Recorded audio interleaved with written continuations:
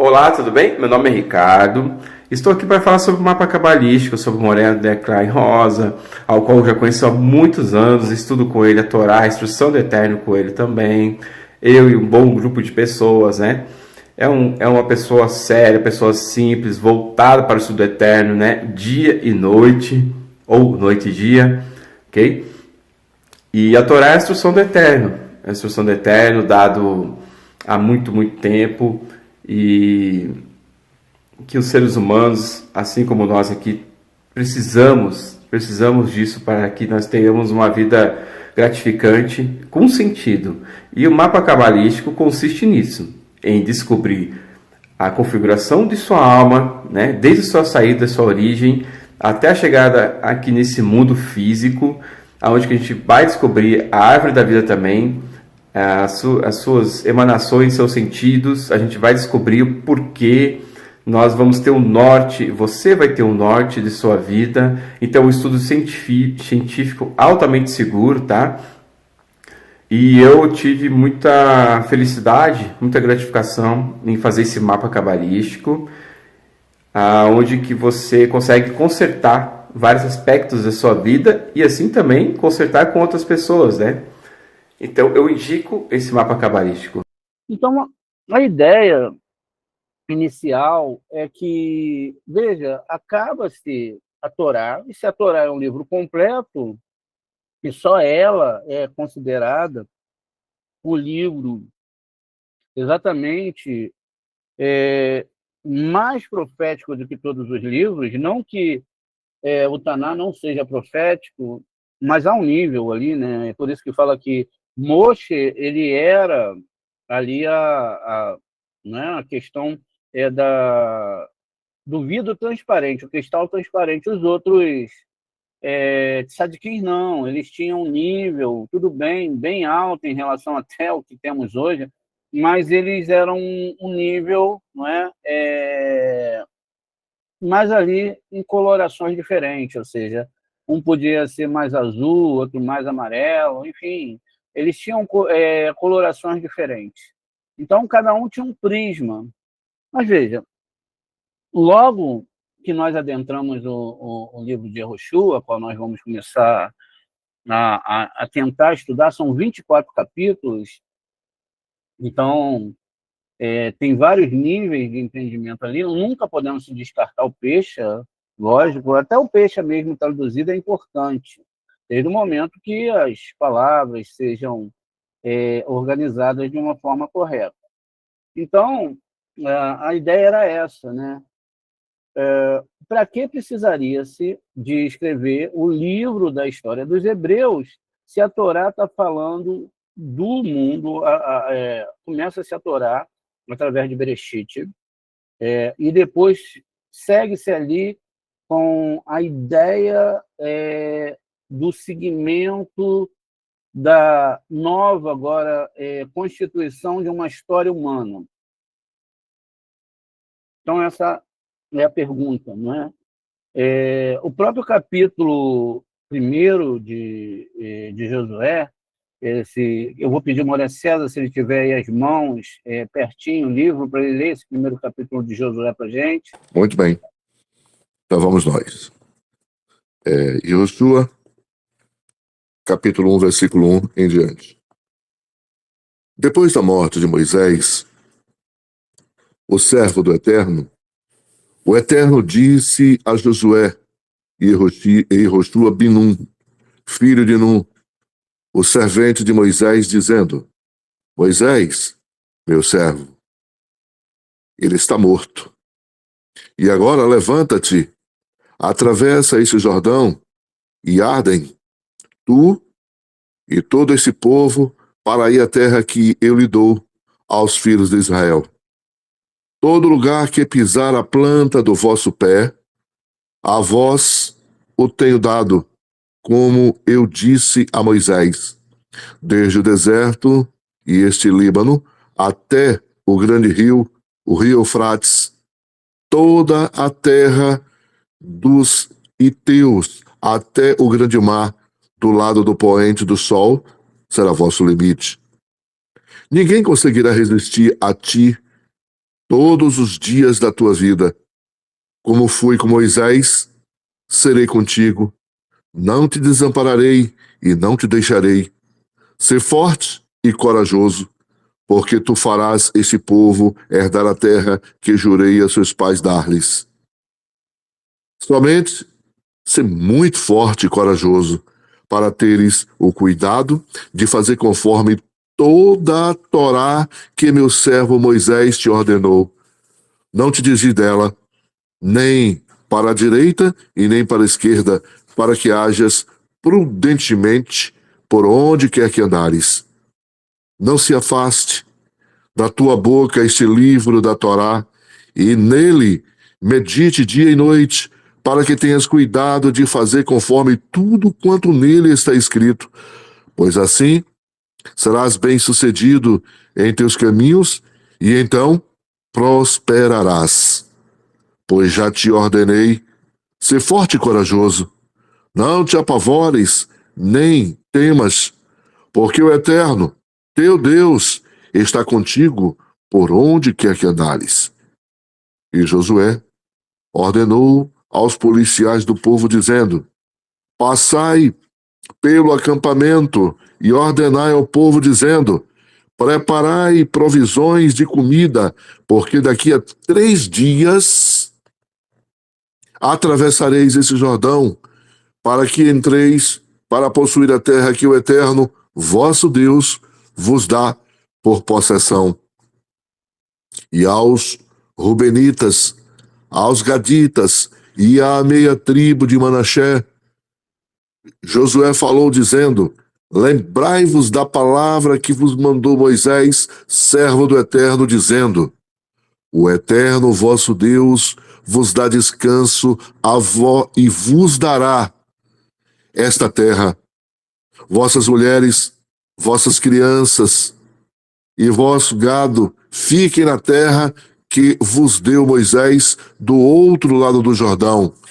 E vós passareis armados na frente dos vossos irmãos, todos os valentes do exército, e os ajudareis, até que o Eterno dê descanso a vossos irmãos, como a vós, e eles também possuam a terra que o Eterno, vosso Deus, lhes dá.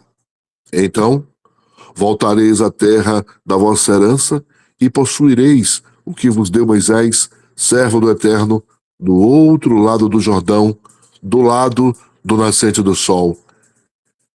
E responderam a Josué, dizendo: Tudo quanto nos ordenaste faremos, e onde quer que nos enviares, iremos.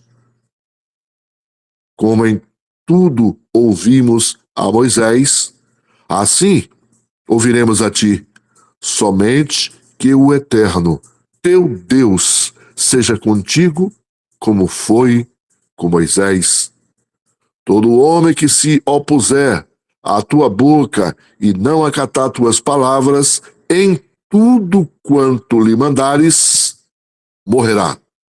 Somente ser forte e corajoso.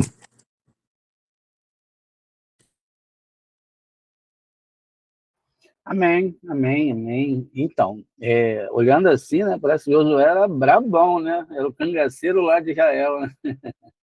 Depois o que vai acontecer ali, a gente vai ler nos próximos capítulos. Mas será que o que foi lido literalmente condiz com o que realmente o Eterno queria mostrar na Torá sobre Yehoshua, eu vou, a tela está sendo dividida, gravado, lógico, mostrar aqui o primeiro versículo para vocês. Veja, aqui diz, Vayeri, Aharei, Moti, né? Então, de Moshe, após a morte de Moshe, Aveder Adonai, servo de Adonai, Vaiomer Adonai, El Yehoshua, Ben Nun, Mesharate, Moshe. Né? Ele diz aqui alguma coisa nesse sentido, e Moshe lemou. Sucedeu, depois da morte de Moshe, que o servo do Senhor, né, que Senhor, Adonai, Eterno, o Eterno falou a Yehoshua, Josué, filho de Nun, servidor de Moshe, dizendo. Veja, a gente tem aqui uma construção exatamente da condição do que a Torá está voltando a se repetir. Então, ela está, nesse primeiro capítulo, a gente viu algumas questões em relação à Torá. Uma delas foi sobre as tribos, né, de Menache e Efraim, e mais a minha tribo ali de Ruben, se não me falha a memória. Uma coisa assim, depois a gente vai ver isso por menores. Não é só para a gente ter uma ideia. Depois falou sobre o estudo da Torá, constantemente, de dia e de noite. Enfim, tudo que vai estar falando ali é Torá. E a gente vai começar sobre a árvore sefirótica. A árvore sefirótica é quem? Somos nós. As árvores sefiróticas, tanto do bem e do mal, da mistura, etc., também somos nós. É lógico que existe um mundo espiritual que reflete em cima, né, de quais os desejos que nós nos colocamos. E qualquer um, olha, eu vou repetir, qualquer um desejo, qualquer uma formatação, qualquer um estudo que seja fora da Kabbalah é demoníaco. Tudo isso tem a ver com ego e recepção. E a pergunta que fica, o Eterno está na recepção? Se não é o Eterno que está na recepção, quem é que está na recepção? O mal. Muito bem disfarçado, diga-se de passagem. A argumentação do mal vai falar, Josué venceu 31 reis pagãos, o povo pagão tem que ser destruído. Inclusive, na leitura que o Shalia fez, ou Moré César, não lembro, falou lá, olha, não empreste dinheiro a juros a judeus, não faça mal ao seu irmão judeu, e etc. Isso é uma grande proibição da Torá, porque a Torá não pode haver divisões. Então, se Yehoshua entra dentro agora da terra das pessoas para invadir e tomar a terra das pessoas, e fazer guerra e destruir aquelas pessoas, tem dois problemas aí. Ou vários problemas, né? As pessoas usariam isso como argumentação para destruir outros povos que fossem antagônicos às suas ideias, suas diretrizes, e é o que se faz até hoje. Mesmo fora do âmbito político, porque mesmo que seja político, sempre tem religião. Mesmo o ateu, ele tem os seus dogmas, as suas formatações, enfim. Tudo bem que a religião deles seja o quê? A questão filosófica, enfim. Mas veja, a Torá não está falando exatamente nada disso. Porque se estivesse falando, então a gente definiria agora que o Eterno, ele é um Deus ruim. Mas como ele não pode descer de um certo aspecto até chegar ao nosso nível, por isso temos a Shekhinah aqui, que só é alcançada, e aí é que a gente vai ter que entender essa história. Eu estou elaborando aqui na minha mente, se eu falo da reencarnação de Yosef, mas eu vou começar pelas mortes dos filhos de Aharon. A gente sabe daquela história, antes de Yom Kippur, onde os filhos de Aharon vão entrar ali para fazer uma purificação, eles não ouvem Moshe, acabam morrendo, não é? De uma morte divina, enfim. Esse é o primeiro aspecto. Então, a gente vai falar disso por quê? Nós sabemos que as letras da Torá são entidades divinas. Não existe um único ponto, uma única letra da Torá que seja extremamente séria. A ponto, gente, de que se você tem um rolo da Torá e você tem algumas danificações nas letras que não podem ser consertadas, ou alguma palavra que mudou de lugar, ou isso deve ser observado por uma pessoa que entende extremamente da Torá e tenha outros livros para comparar, ela é descartada. Imagine se um mem, ou um zain, uma letra zain, ela paga uma pontinha dela e já não se pode definir que era um zain, não tem como consertar. Então, aquela Torá, ela tirada, ela não é mais um corpo inteiro e ela é sepultada, enterrada. É um cuidado extremo. Quem é que pediu esse cuidado eterno?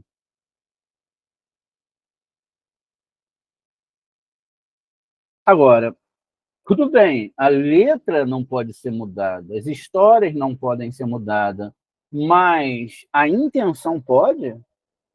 A política pode? A confrontação entre intelectos e discussões sobre a Torá pode? Eu acredito que não. Se a Torá é a diretriz para a alma, só ela, através da Kabbalah, pode salvar a nossa alma. Foi o que nossos mestres cabalistas, que eram judeus, falaram desde o início. Judeus e babilônios. Vou quebrar um pouquinho essa coisa aí, né? Três babilônios. O Abraham era babilônio. O que muda também um pouquinho desse aspecto aí de DNA, tribos, etc., destruir outras tribos. Mas, vamos lá. Então, o que acontece? Se nós lemos a história, é muito bom, porque a gente começa a saber o que era que tinha que se saber do primeiro capítulo. Está traduzido. Para nós, a tradução, nesse caso, tirando ali as questões que são mais profundas para a gente, é maravilhosa. Por quê? Você, de certo modo, quando você tem um Taná judaico, ele tem ali mais ou menos uma tradução. Mas é lógico que a tradução conta uma história que é bom você saber, mas existem segredos, é aí que fica bonito. Ao mesmo tempo que você tem a temática, né, daquela questão, veja, Yehoshua, o servo de Moshe, uau, ele agora está assumindo a responsabilidade dessa questão toda. E eu vou fazer o seguinte, eu vou entrar um pouquinho mais aqui nessa questão reencarnatória, só para a gente fechar essa aula, e o núcleo mesmo, desse primeiro versículo, a gente vai falar um pouco mais à frente, lá para as 15 horas. Então, essa ideia aqui era o próprio concerto de Rocheia. Ou seja, Rocheia, ele era Rocheia, se tornou Yehoshua. O Moshe, temendo que os espias o vencessem, colocou um Yud no nome dele, né? Mas ele tinha já Rocheia, ou seja, um rei, e o mesmo nome de Esav, porque Rocheia ele tinha também ali o Vav, o Shin, o Ain de Esav, e tinha um rei, que era Torá, e foi colocado o Yud. O que significa isso? Olha só, todos nós somos Esav. Todos nós somos idólatras. Nós, ao invés de acreditarmos no eterno, nós acreditamos numa religião. Acreditamos em homens, seja eles quem forem. Preste atenção, então, que ele recebe um Yud, ele já tinha um rei, que era Torá, ele recebe um Yud, e agora o tetragrama fica no nome dele, era Yehoshua. Só que anteriormente ele era Yosef. Yosef, se você pega um nome ali, você tem Yud Sod, que é Yesod. Né? Yesod é Yosef, ou seja, o segredo do Yud. Por que o segredo do Yud? Yud Sod, que é o nome Yesod, o segredo do Yud que viajou de Yosef, ou seja, Hayai Eridá, que viajou até Rocheia. No primeiro período, o Yosef, por causa da sua língua ruim, isso está em Bereshit, é o assunto que nós falamos, ele falava mal dos seus irmãos. O fato que o fez viver menos que os seus irmãos, porque Yosef só vive 110 anos, e o fato que o levou a, veja, fazer uma ruptura entre ele e seus irmãos. Ele faz uma ruptura e vai morar no meio do Egito. Quando ele vai morar no meio do Egito, anteriormente ele tinha tido um sonho. Ele sonhou com estrelas, o sol e a lua, seus irmãos, eram ramos de trigo que se abaixavam perante eles. E os irmãos, como ele tinha ganhado uma túnica talada do seu pai, ficaram pensando que ele era o Esav, porque ele fazia tudo que o Esav fazia, Lashon Hará, era melhor tratado pelo pai, como Itzará, que foi melhor tratado pelo pai. E eles começaram, então, porque eles eram justos, esses irmãos, eles queriam, então, exterminar com esse Esav de dentro do povo de Israel. E acabaram fazendo tudo o que eles fizeram. Como o próprio Yosef, ele tem uma situação complicada, ele tem que reencarnar como Yehoshua.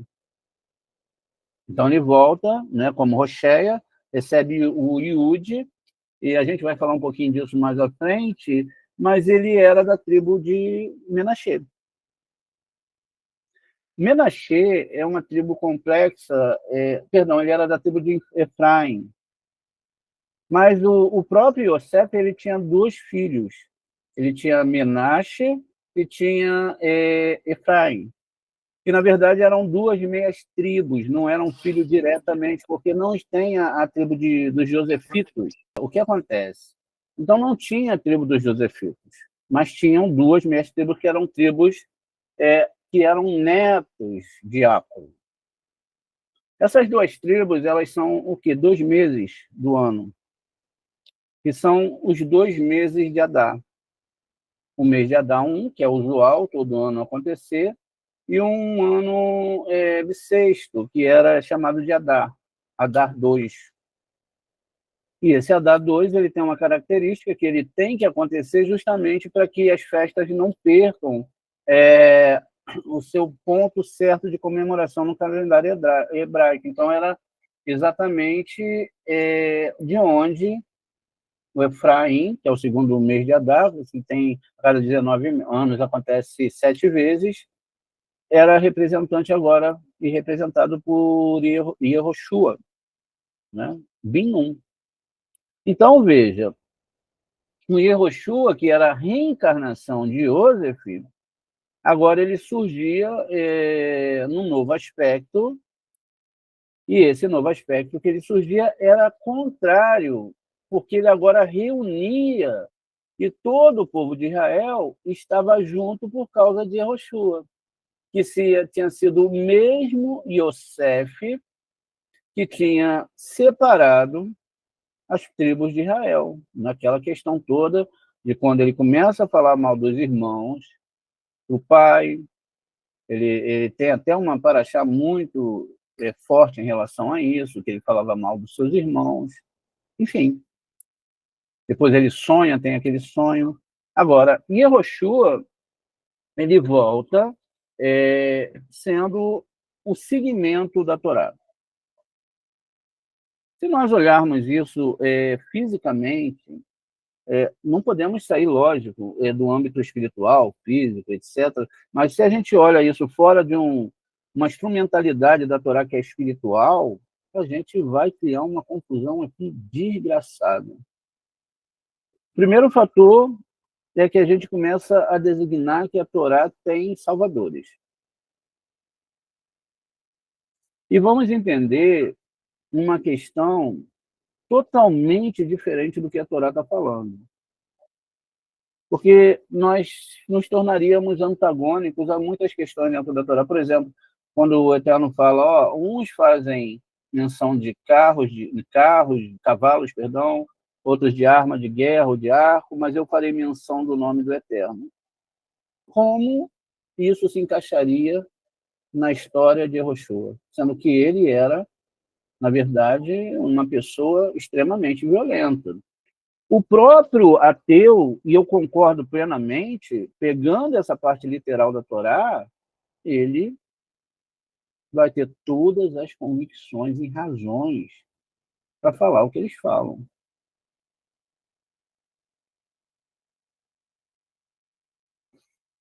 Então, mas não é nada disso, como a gente sabe. Então, veja, quando a gente está falando, e a gente vai falar um pouquinho melhor sobre isso, a gente só está dando uma pincelada mesmo, a gente está falando desse Josué ou desse Yosef, a gente está falando de um sistema chamado Yesod. Isso no sistema espiritual, e representado também pela lua.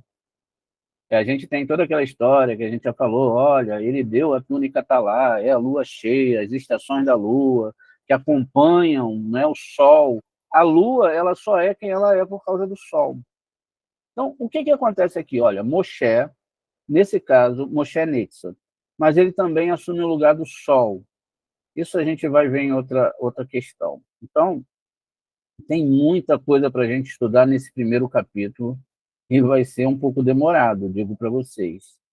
Então, veja, então é a Lua, ou Yesod, em outro sistema é chamado o quê? Da presença divina, aí já pula para um aspecto mais espiritual. Então, a Lua, agora, ela assume, veja, toda a Torá, ela começa com Adão, depois vem passando vários personagens. Agora, o que ele fala aqui? Olha, agora Josué vai assumir. Porque o último ponto da bênção, ou da chance, ou da pessoa fazer uma conexão, e aí a gente tem aquela questão de bênção ser muito mal interpretado, como a gente tem falado em vários momentos com vocês. Então, vejam, na verdade, a vida foi dada para isso, reencarnação. Por isso que a gente está falando de reencarnação num certo sentido. Por quê? Porque, não é? Olha, deixa eu voltar aqui, eu não sei o que eu arrumei aqui, voltei aqui acima, porque a gente está nessa comparação. Essa comparação, que é uma comparação reencarnatória, não é? E ela é uma comparação das nossas próprias almas em relação a cada momento, em cada momento da história. Então, veja, o que significa isso?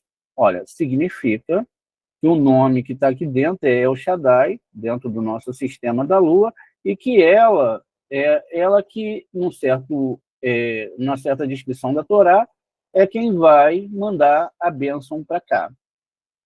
Como nós entendemos as bênçãos? São coisas materiais, que agora papai está rico, o meu filho agora vai ser doutor, enfim, está tudo dando certo, o eterno é maravilhoso, né? Aquela coisa toda, mas não é. Não é. Porque a Torá não fala se você vai ser rico, se você vai ser salvo, é o contrário, porque o dinheiro pode te desvirtuar.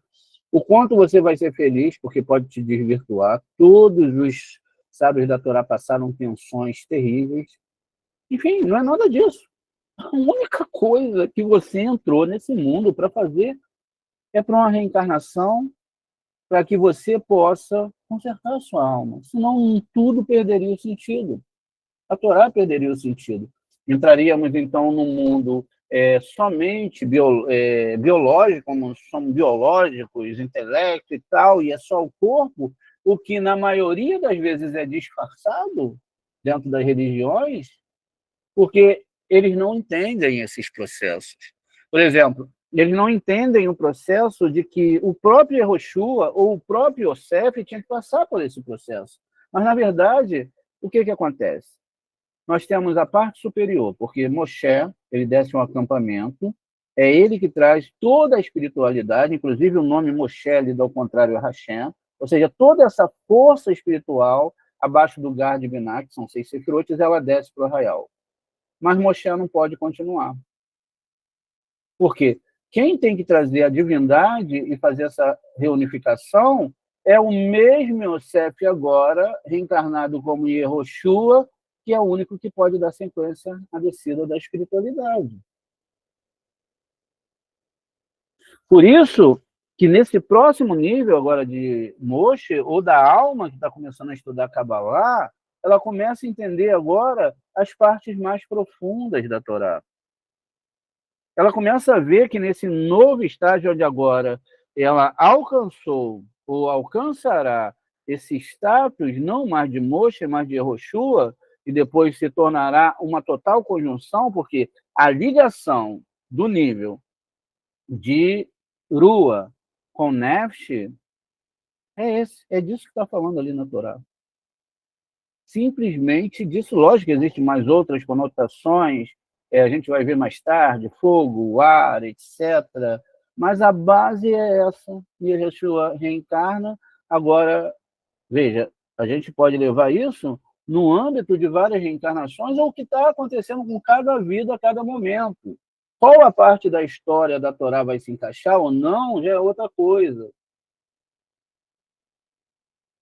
Mas a história é da alma e da descida da divindade para o nosso mundo. A história, ela não é nada confusa e pode se tornar confusa. Como que o Eterno, ele pode mandar ele estudar a Torá de noite e depois uma Torá que, se não bem entendida, que fala de um Deus doador, manda partir para vários locais, como a gente vai ver, e matar um monte de pessoas. Tem algo errado. Não tem algo errado. O que tem de errado é que a Torá foi escrita a si mesma, justamente para causar isso mesmo. Quem escolhe é você. Eu leio a Torá da forma mais básica, que é ótimo, ou eu vou entrar nos níveis da Torá e entender.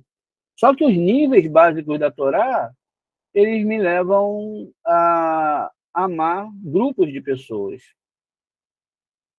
Agora, só para fazer um adendo aqui, abre-se parênteses aqui e diz o seguinte, olha, os cabalistas amam todo mundo, mas a questão de amar mais tem que ser entre esse seu grupo. E por quê? Não é que a gente ama menos o outro, é porque certas liberdades e certas convivências não dá para se ter com todo mundo. Imagina se você, agora eu vou amar todo mundo, traz um idólatra para dentro da sua casa. Aí você quer conversar de Torá, vão vir outras coisas. Então as pessoas, nem sempre é só o idólatra, pessoas perversas que não querem falar de Torá. Quer dizer, é um pouco antagônico aí. Então você tem que conviver com pessoas e com amigos de Kabbalah. É lógico que você, no dia a dia, no seu trabalho, ou amigos de antigos, né, que você já convive, você não vai abandonar esses amigos, não tem nem como. Não é nada disso que a Torá está falando. Ela só está falando para você ir lapidando as coisas, ver o que você qual é o seu papel no meio da sociedade, e como talvez um dia, sem precisar querer se meter na vida do outro, porque é isso que a Torá fala quando fala, olha, quando a mãe e pássaro tiver, o ninho não mexe nos ovinhos, não mexa na árvore se o filhote de ninguém, a pessoa tem que querer. Como Maria César fala, olha, não adianta você ensinar a Kabbalah, a Torá para as pessoas vêm com curiosidade, daqui a pouco não está mais na sala, daqui a pouco, não estou entendendo, porque a alma não tem sede. Porque aqueles que têm sede vão ser como nossos sábios, vão ficar até o final. Não adianta. Aprenderam o que nada. Porque eu acho que vai dar até problema para a pessoa, não sei. Aí a pessoa tem que analisar depois. Então, veja, o Yehoshua, que era a ruptura, agora ele passa para baixo e ele se torna o conector de todas as tribos, que são as 12 letras simples, e se conecta agora com o Ruach Kodesh. Ele desce para Malhut, Yehoshua, porque agora ele tem que construir o quê? Aquela Jerusalém, que não é física, até chegar ao reinado de Davi, que é Malhut. Essa é uma análise superficial, assim, dentro da Kabbalah, superficial que eu digo, não superficial, perdão, mas uma análise breve do que a gente estará falando sobre o livro de Yehoshua, que não tem nada a ver com literal, mas apenas com questões da descida da divindade, da alma, da santidade e da Sefirá Yesod, que é agora a nova reencarnação ou formatação espiritual daquele que leu toda a Torá e está começando a entender.